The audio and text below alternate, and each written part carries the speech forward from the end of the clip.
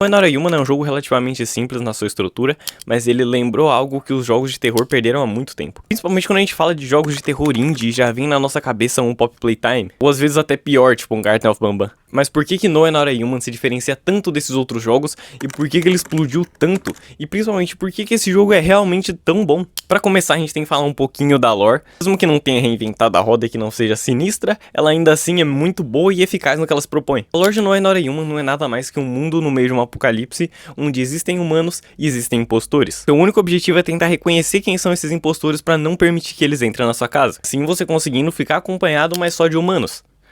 Mas não é tão simples quanto parece. Ao decorrer do jogo a gente vai descobrindo que simplesmente não tem nenhuma forma garantida de descobrir quem é o impostor ou não. Ou seja, fica meio ao seu critério quem você vai deixar entrar na sua casa e quem você vai mandar embora. Principalmente o fato do foco no protagonista não ser tão grande assim, faz com que a gente possa se colocar naquele mundo e pensar o que a gente faria se a gente estivesse no lugar dele. Você tem uma casa e você tem que proteger ela, só que ao mesmo tempo você não pode ficar sozinho. Então quem você deixa entrar e quem você manda embora? É uma decisão que é complicada, mas ao mesmo tempo ela não tem muitas alternativas. O que faz essa sensação de um mundo que é muito perturbador começar a entrar mais e mais na sua cabeça. Então, em toda essa atmosfera do terror, No Another Human sabe brincar muito bem. Mesmo sendo um ponto muito pequeno, eu acredito que a lore desse jogo também tem ajudado bastante ele a chegar onde ele chegou. Mas não dá pra falar de como No Another Human ficou famoso sem a gente lembrar da estética dele. No Another Human mistura um realista com um cartunesco, o que talvez seja quase bonito, mas ao mesmo tempo fica muito esquisito, o que mesmo que seja estranho não deixa de ser chamativo. Todos esses seres são tão estranhos que você sente vontade de mandar alguns embora, mesmo que eles só sejam esquisitos. Toda essa atmosfera que eles criam em volta desse mundo, meio realista, meio surreal,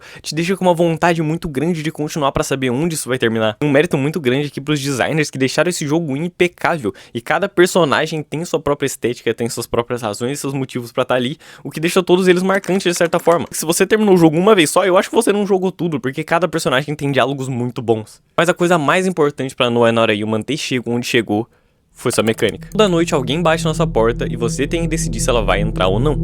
E como você vai descobrir isso? Simplesmente não tem como. Quase na vida real, quando você decide gostar de alguém, não tem muito como discernir se ela é uma pessoa boa ou ruim. Você tem que dialogar e tentar descobrir. Simplesmente, se essa pessoa for um impostor fingindo ser um humano, ela vai matar alguém de dentro da sua casa e você não vai poder fazer nada pra impedir isso. Ou seja, essa mecânica de fazer você tentar entender quem é um impostor sem te dar muitas pistas e quase sem nenhuma dica concreta, fez o jogo ir pra frente justamente por conta da sua simplicidade. Comecei esse vídeo falando de alguns jogos de terror indie que eu não gosto tanto, e tem um motivo. Infelizmente, jogos indie não têm uma capacidade de ser tão grandes quanto jogos AAA. Só que de forma alguma isso torna eles ruins, só tornam eles limitados. Limitados no sentido literal da palavra, onde a gente não pode ter um mundo tão completo, tantos polígonos, porque é complicado demais pra fazer isso pra poucas pessoas. Parece que de uns tempos pra cá, os jogos de terror esqueceram que eles são limitados. Vê bem Jane the Ink Machine, que tem um mapa grande, personagens bem feitos, mas o jogo carece muito de mecânicas, carece de uma história envolvente, e por isso que eu acabei dropando do jogo perto do final, porque não tinha muita coisa ali. Poppy Playtime parece só um repeteco da mesma coisa que eles já fizeram 1000 vezes. Garten of Banban eu acho que eu não preciso nem pontuar aqui. No Another Human sabe que é simples e sabe trabalhar nessa simplicidade, fazendo um jogo simples durar mais de 10 horas, porque ele não precisa ter um mapa muito grande, várias sidequests, você só precisa se interessar naquele jogo para que ele dure o máximo que ele pode durar.